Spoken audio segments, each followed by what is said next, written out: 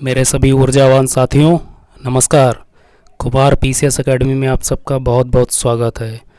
आशा करता हूँ आप सब मस्त होंगे, स्वस्थ होंगे और अपने जीवन को सकारात्मक रूप से जी रहे होंगे।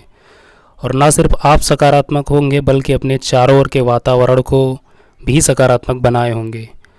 सो आपको बताना चाहूँगा कि हमने जीएस के कुछ इम्पॉर्टेंट टॉपिक्स की एक सीरीज स्टार्ट करी है और जिसके तहत हम प्रतिदिन किसी न किसी एक विशेष टॉपिक पर डिस्कस करते हैं। सो जो हमारा आज का ये लेक्चर है, ये उस सीरीज़ का छठा लेक्चर है। और अगर आपने हमारे पहले के लेक्चर्स नहीं देखे तो प्लीज़ पहले उन लेक्चर्स को ज़रूर देखिए, जिससे आपके इस टॉपिक से रिलेटेड बेसिक्स अच्छे से क्लियर हो सकें। सो चलिए ज़्यादा देर न करते हुए स्टार्ट करते हैं अपने आज के इस लेक्चर को और देखते हैं आज का हमारा जो टॉपिक वो क्या है।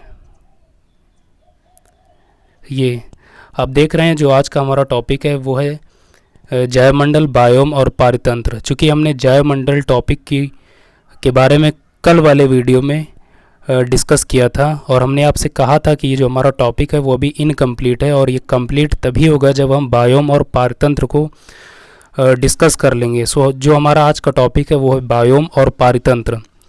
तो हम स्टार्ट करते हैं और समझते हैं कि पारितंत्र क्या होता है। और पारितंत्र को समझने से पहले हमें ये समझना है कि प्रजाति क्या होती है।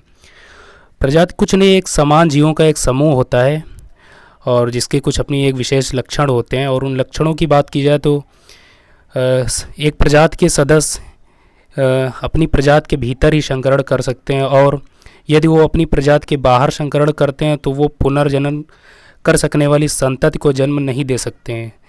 ये 100% लागू नहीं होता है, बट 90% केसेस में ऐसा लागू होता है। इसी वजह से इसको हम सामान्यतः ऐसा बोला जाता है। दूसरा ये आप जानते हैं कि एक प्रजाति के सदस्य ही समान रूप, रंग और व्यवहार प्रदर्शित करते हैं। अगर हम किसी पार्टिकुलर प्रजाति के बाहर की प्रजाति के सदस्यों के बारे में बात करेंगे तो वो उनका जो व्यवहार होगा, रूप, रंग होगा, वो टोटली डिफरेंट होगा किसी दूसरी प्रजाति से।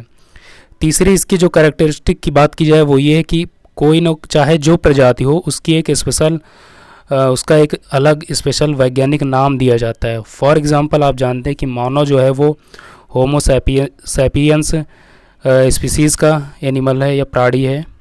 दूसरा आप जानते हैं कि मेढक है वो राना टिग्रिना स्पीसीज़ का एनिमल है।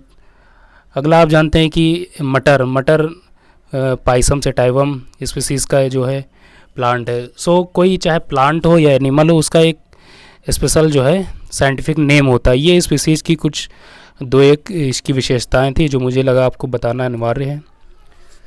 सो अगर आप चाहें तो उनको नोट डाउन कर भी सकते हैं और अगर आपको लगता है कि इनको नोट डाउन करना आवश्यक नहीं है तो ये आप इसको स्किप कर सकते हैं।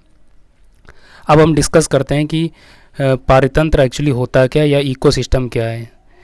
इकोसिस्टम कुछ नहीं, अलग अलग प्रजातियों के एक या अलग समुदाय जो एक दूसरे के साथ और अपने अजैविक पर्यावरण के साथ अंतर क्रिया करते हैं। यानी कि इसमें दो चीज़ें इंपॉर्टेंट हैं। पहला कि इसमें कई सारी प्रजातियां शामिल होंगी और दूसरा कि वो एक विशेष पर्यावरण, यानी कि पर्यावरण की बात की जाए तो उसमें अजैविक चीज़ें भी शामिल होती हैं। इसको हम सरल रूप में समझते हैं कि जो हमारा इकोसिस्टम है वो दो चीज़ों से मिलकर बना होता है, जिसमें पहला है बायोटिक, ये दूसरा है एबायोटिक। बायोटिक मतलब सजीव और एबायोटिक मतलब अजीव या निर्जीव आप कह सकते हैं। बायोटिक की बात की जाए तो प्लांट्स, बैक्टीरिया, एनिमल्स, फंगस, ये सारे जो हैं आपके बायोटिक ग्रुप में आते हैं। दूसरा एबायोटिक की बात की जाए तो soil, climate, sunlight, temperature, non living things, humidity, water, air, ये जितने भी आपको कंपोनेंट्स नज़र आ रहे हैं ये सारे एबायोटिक ग्रुप के पार्ट हैं। सो बायोटिक और एबायोटिक को मिलाकर जो सिस्टम बन रहा है उसी को ही इकोसिस्टम कहते हैं। और इनकी अगर एग्जाम्पल की बात की जाए तो बगीचा, वृक्ष, पर्वत, वन, तालाब, कोरल रीफ्स, मरीन इकोसिस्टम, ये सारे जो हैं इकोसिस्टम के एग्जाम्पल हैं। फॉर एग्जांपल इसको हम समझते हैं कि जैसे एक गार्डन है, गार्डन में बहुत सारी चीज़ें होती हैं, उसमें बायोटिक कंपोनेंट भी हैं और एबायोटिक के दोनों कंपोनेंट हैं। बायोटिक की बात की जाए तो उसमें प्लांट्स हैं, बहुत सारे जीव जंतु पाए जाते हैं, राइट। और एबायोटिक की बात की जाए तो उसमें सॉइल भी होती है, सनलाइट भी मिलती है, राइट। स्टोन मिलेगा आपको, उसमें ह्यूमिडिटी मिलेगी, वाटर मिलेगा, एयर मिलेगी, ये सारी चीज़ें जो एबायोटिक, आप देख रहे हैं कि एक गार्डन में बायोटिक और एबायोटिक दोनों चीज़ें शामिल हैं। सो इन दोनों को मिलाकर जो सिस्टम बन रहा है उसी को इकोसिस्टम बोलते हैं। और इसी तरह वृक्ष के बारे में आप जानते हैं, वृक्ष अपने आप में एक इकोसिस्टम का उदाहरण है। उसके बाद वृक्ष में कई सारे इकोसिस्टम होते हैं, उदाहरण के लिए उसमें कई सारी पत्तियां होती हैं और पत्तियों का अपना एक अलग इकोसिस्टम है। वृक्ष में रूट्स होती हैं, रूट्स का अपना एक अलग इकोसिस्टम है। उसमें स्टेम इसे या तना जिसे आप कहते हैं, तना होता है, उसका अपना एक अलग इकोसिस्टम होता है। इसी तरह आप पर्वत में देखते हैं one, pond, coral reefs, marine ecosystem. आप जानते हैं कि अगर आप समुद्र के तल में जाएंगे तो वहाँ पर उसके तल पर बहुत सारी वनस्पतियाँ मिलेंगी और बहुत सारे जीव जंतु, जलीय जीव जंतु मिलेंगे और उस समुद्री तल का अपना एक अलग इकोसिस्टम होता है। सो ये हमारे कुछ इकोसिस्टम के एग्जांपल थे। और आप जानते हैं कि जो हमारा सरफेस फ्रेश वाटर इकोसिस्टम है वो मेनली 2 टाइप्स का होता है। इसके 2 प्रकार होते हैं और वो 2 प्रकार ये हैं, पहला लेंटिक, दूसरा लोटिक। लेंटिक मतलब जिस स्टिल वाटर, जिसमें गति नहीं होती है, यानी कि आप कह सकते हैं इसका जो बेस्ट एग्जांपल है वो है लेक्स या पॉन्ड्स। आप जानते हैं कि चाहे लेक्स हो या पॉन्ड्स हो, उनमें जो वाटर होता है उसमें गति नहीं होती है, वो गतिहीन होता है। और अगला जो हमारा है वो है लोटिक, यानी कि आप जिसे मूविंग वाटर की कैटेगरी में रखते हैं। और इसके एग्जांपल आप जानते हैं कि रिवर, स्ट्रीम्स, कैनाल, ये सारे जो हैं मूविंग वाटर के एग्जांपल हैं। और रिवर के बारे में आप जानते हैं चाहे इसका पानी कभी स्थिर अवस्था में नहीं होता, वो हमेशा गतिमान होता है। इसी तरह स्ट्रीम्स, कैनाल, ये सारे जो हैं आपके लोटिक फ्रेश वाटर इकोसिस्टम के एग्जांपल हैं। अब इसका हम एक फिगर देख लेते हैं। यही है इकोसिस्टम। आप देख रहे हैं ना, इसमें दोनों चीज़ें शामिल हैं। दोनों चीज़ें मतलब बायोटिक प्लस एबायोटिक दोनों। This is biotic, right, this is biotic, biotic. आप देख रहे हैं कि प्लांट, वनस्पतियाँ और जीव जंतु इसमें हैं। सो ये हमारे जो बायोटिक कैटेगरी में आते हैं। दूसरा आप देख रहे हैं कि इसमें आप सनलाइट देख रहे हैं, राइट, एयर देख रहे हैं, सॉइल देख रहे हैं, वाटर देख रहे हैं, स्टोन देख रहे हैं, ये सारे आपके एबायोटिक कंपोनेंट हैं। और इन दोनों कंपोनेंट को मिलाकर, यानी बायोटिक और एबायोटिक को मिलाकर जो सिस्टम बन रहा है यहाँ पर, इसी को ही इकोसिस्टम कहते हैं। और ये दोनों एक साथ अंतर क्रिया करते हैं। सो this is all about ecosystem, right. ये अब हम आगे डिस्कस करते हैं कि बायोम क्या होता है। इसकी हम डेफिनेशन देख लेते हैं, फिर समझते हैं। इसकी जो बात की जाए बायोम की, वो ये है कि यह एक क्षेत्रीय पारितंत्र होता है, यानी कि इसकी जो सबसे इम्पॉर्टेंट विशेषता है वो ये है कि इसका कोई न कोई स्पेशल रीजन होगा, क्षेत्र होगा। दूसरा, जिसकी एक विशेष जलवायु होती है, यानी कि इसकी अपनी एक अलग क्लाइमेट होती है। चूँकि इसकी क्लाइमेट अलग है, इसका रीजन अलग है, सो जो यहाँ पर पेड़ पौधे, वनस्पतियाँ, जीव जंतु पाए जाएंगे वो अकॉर्डिंग टू क्लाइमेट ही होंगे। सो इसके हम कुछ एग्जांपल देखते हैं। ये टुंड्रा, मरुस्थल, पर्वत, वन इत्यादि, ये सारे जो है आपके जीवोम के एग्जांपल है। टुंड्रा की बात की जाए तो आप जानते हैं कि यहाँ पर ये वैसा रीजन होता है जहाँ पर वर्षा बहुत कम होती है, बहुत कम, आप कह सकते हैं कि नगण्य के बराबर होती है। दूसरा, यहाँ पर बर्फ़बारी होती रहती, वर्ष भर बर्फ़बारी होती है। चूँकि यहाँ बर्फ़बारी होती है, सो यहाँ पर जो वनस्पतियाँ पाई जाएंगी वो बहुत सूक्ष्म किस्म की होंगी, और जो एनिमल्स होंगे वो अकॉर्डिंग टू यहाँ की क्लाइमेट के ही होंगे। एनिमल्स की बात की जाए तो यहाँ पर आप जानते हैं कि जो स्नो लेपर्ड है, राइट, पहाड़ी बकरी, पहाड़ी भेड़, ये सारे एनिमल्स यहाँ पर पाए जाते हैं, राइट। ये हमारा टुंड्रा रीजन है। टुंड्रा रीजन आप जानते हैं कि कौन सा रीजन है, नॉर्दर्न रशिया के जो ऊपर वाला क्षेत्र है वो हमारा टुंड्रा रीजन में शामिल होता है। अगर इंडिया की बात की जाए तो लेह लद्दाख वाला जो आपका रीजन है ये आपके टुंड्रा जैसी जलवायु यहाँ पर पाई जाती है। अगला इसका एग्जाम्पल देखें तो मरुस्थल, डेजर्ट। आप जानते हैं कि जो डेजर्ट होता है उसकी अपनी एक अलग स्पेशल क्लाइमेट होती है, गर्मी बहुत होती है वहाँ पर, और चूँकि गर्मी बहुत होती है वर्षा होती ही नहीं, या आप कह सकते हैं कि बहुत कम होती है वहाँ पर। सो जो वहाँ पर वनस्पतियाँ पाई जाएंगी वो अत्यंत ही सूक्ष्म किस्म की और ऐसी वनस्पतियाँ होंगी जिनमें जल धारण करने की क्षमता बहुत होती है। फॉर एग्ज़ाम्पल वहाँ पर कैक्टस प्लांट्स पाए जाएंगे, फर्न पाई जाएंगी, झाड़ियाँ पाई जाएंगी। एनिमल्स की बात करें तो वहाँ पर आपको बहुत सारे स्नैक्स देखने को मिलेंगे, लिजार्ड्स देखने को मिलेंगी, राइट, ये सारे एनिमल्स पाए जाते हैं। सो इसी तरह पर्वत और फॉरेस्ट में भी कुछ डिफरेंट टाइप की आपको वनस्पतियाँ मिलेंगे और एनिमल्स मिलेंगे।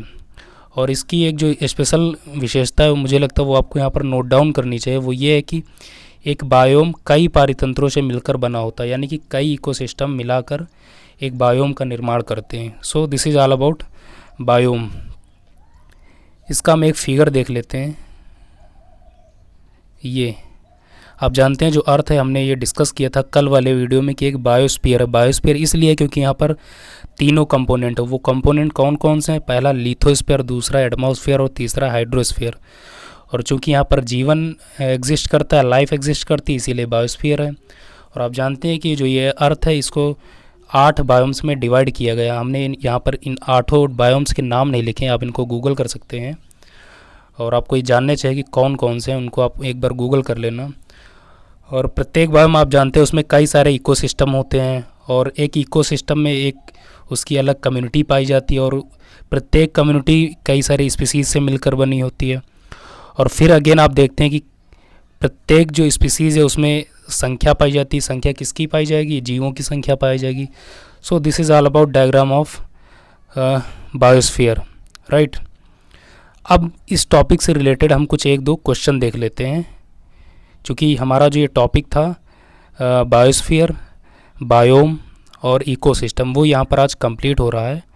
सो इससे रिलेटेड हम एक दो क्वेश्चन देख लें तो ज़्यादा अच्छा होगा। तो पहला क्वेश्चन हमारे सामने है कि निम्नलिखित में से कौन सी पारितंत्र शब्द की सर्वोत्तम व्याख्या है? 4 ऑप्शंस दिए गए हैं। पहला ऑप्शन है एक दूसरे के साथ अंतरक्रिया करने वाले जीवों का एक समुदाय। दूसरा ऑप्शन है पृथ्वी का वह भाग जिसमें सजीव पर्यावास करते हैं।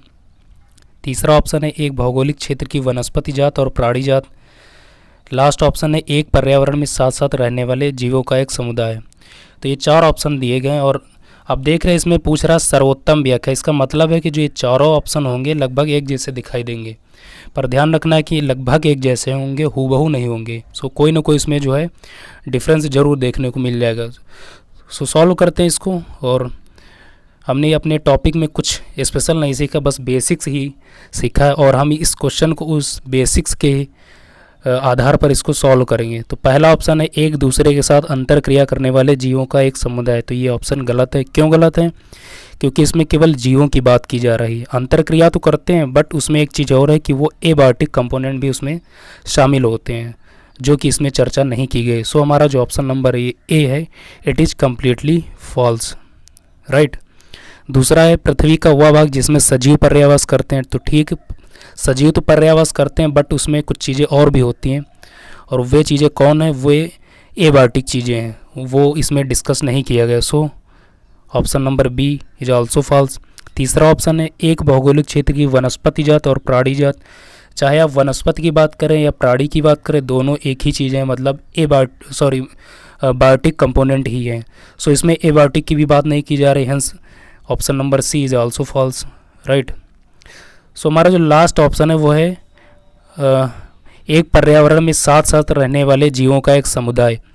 तो हमारा जो ऑप्शन नंबर डी है ये सही है। सही इसलिए है क्योंकि जब हम पर्यावरण की बात करते हैं तो उसमें दोनों चीज़ें शामिल होती हैं, बायोटिक प्लस एबायोटिक, यानी उसमें सजीव भी शामिल होते हैं और निर्जीव भी शामिल होते हैं। और ना सिर्फ शामिल होते हैं बल्कि एक दूसरे के साथ अंतर क्रिया भी करते हैं। और जो आप जानते हैं कि इकोसिस्टम है, यही उसकी विशेषता होती है कि उसमें सजीव और निर्जीव एक दूसरे के साथ निवास करते हैं और अंतर क्रिया करते हैं। सो जो हमारा राइट ऑप्शन है वो ऑप्शन नंबर डी, ऑलराइट। सो आगे हम देखते हैं हमारा नेक्स्ट क्वेश्चन कौन सा है।